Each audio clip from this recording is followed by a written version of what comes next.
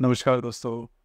मंगल जो कि आपके राशि का महत्वपूर्ण ग्रह है, वह आपके अष्टम भाव में भ्रमण करेगा संपूर्ण अगस्त महीने में।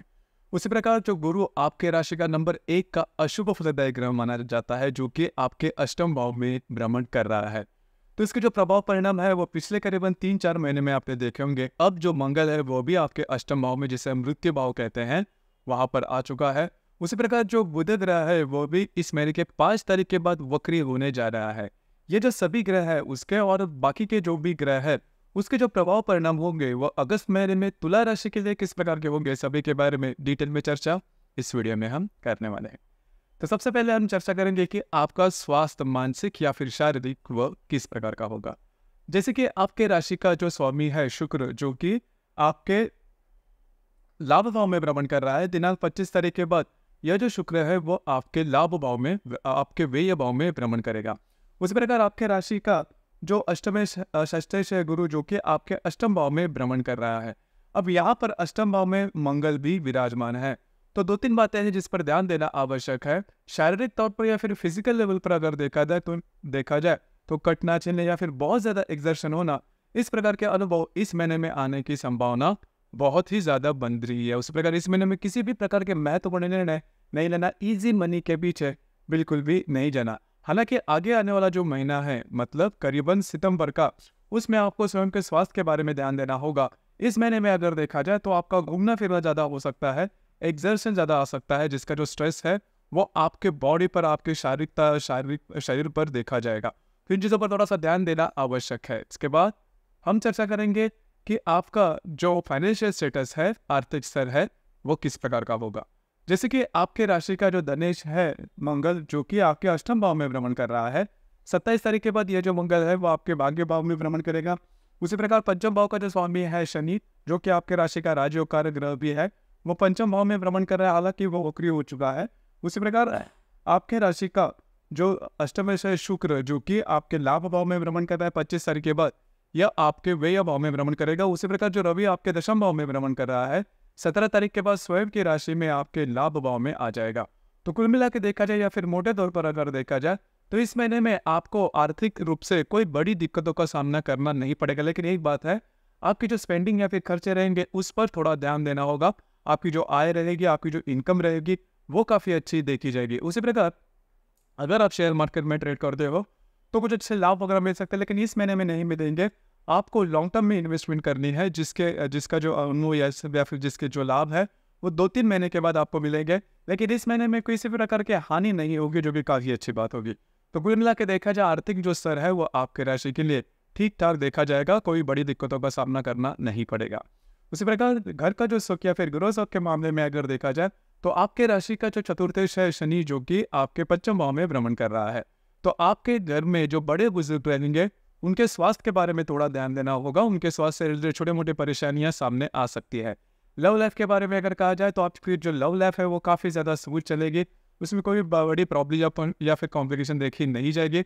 उसी प्रकार जो गर्भवती महिला है उन्होंने थोड़ा सा खुद के स्वास्थ्य के बारे में ध्यान देना आवश्यक होगा, क्योंकि जो मंगल है वो अभी आपके अष्टम भाव में भ्रमण कर रहा है, जो गुरु है वो भी आपके अष्टम भाव में भ्रमण कर रहा है। तो एक्सर्शन ज्यादा हो सकता है, घूमना फिरना ज्यादा हो सकता है, इसकी वजह से थोड़ा बहुत आपका जो स्वास्थ्य है वो ऊपर नीचे हो सकता है। आपको इसी के ऊपर थोड़ा ध्यान देना होगा।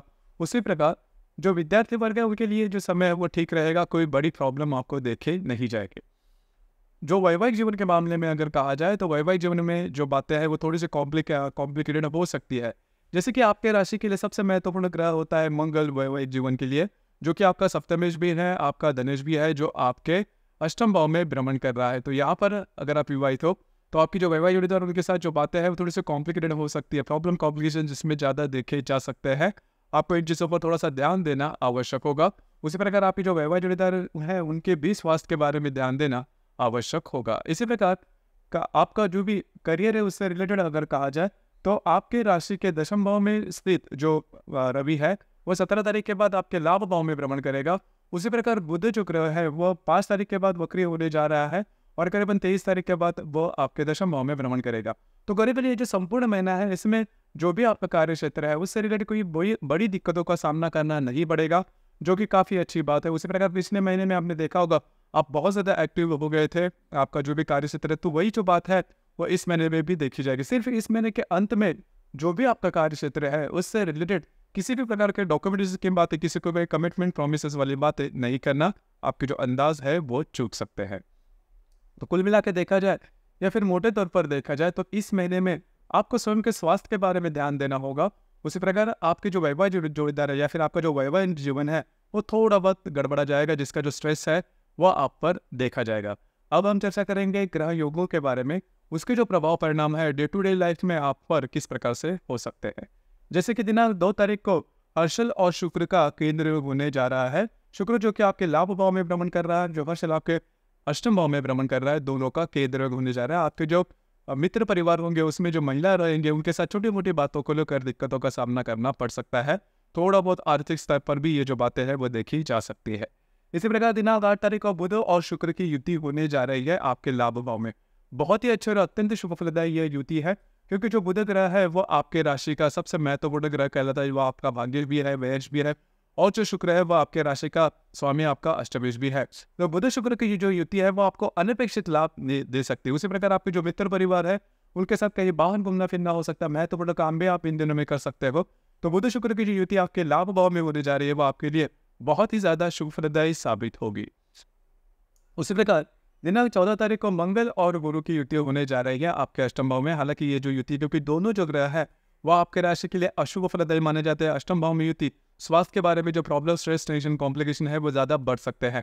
इजी मनी के पीछे बिल्कुल भी नहीं जाना इन दिनों में। मतलब करीबन 14 तारीख के आसपास किसी भी प्रकार के महत्वपूर्ण काम, छोटे हो या बड़े, बिल्कुल भी नहीं करना। आपके जो अंदाज है वो चूक सकते हैं।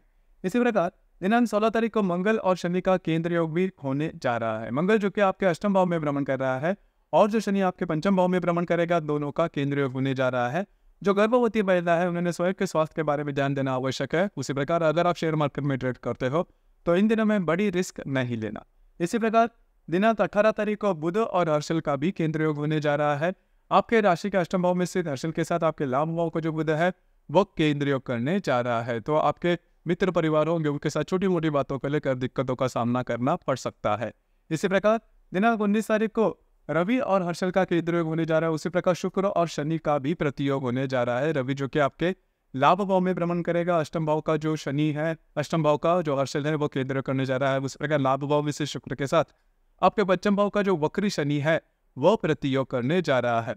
तो करीबन 19 तारीख के इर्द गिर्द किसी भी प्रकार के पैसे से रिलेटेड कोई भी ट्रेड या फिर किसी भी प्रकार की बातें नहीं करना, खर्चे हो या इन्वेस्टमेंट्स के बारे में ध्यान देना आवश्यक है।